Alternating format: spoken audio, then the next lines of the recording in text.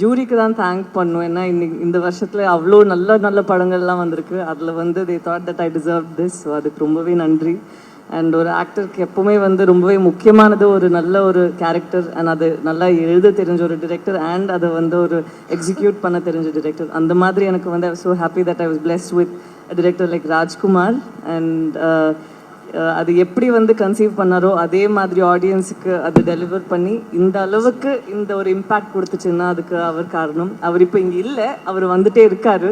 But yeah, so அவருக்கும் நான் ஒரு பெரிய நன்றி சொல்லணும். அண்ட் சம்டைம்ஸ் ஒரு கேரக்டர் நம்ம பண்ண அப்புறம் அதோட இம்பேக்ட் வந்து நமக்கு தெரியுதா அப்படிங்கிறது வந்து ஒரு டவுட் தான். பட் இந்த படம் நடித்த அப்புறம் I think the last 2 months அதில் ஒரு மாதமாக வந்து I've been experiencing so much of love and ஒரு ஓவர்வெல்மிங் ஃபீலிங் ஃப்ரம் இங்கே தமிழ் ஆடியன்ஸாக இருக்கட்டும், இல்லைன்னா கேரளா அண்ட் தெலுங்குல இருக்கட்டும்.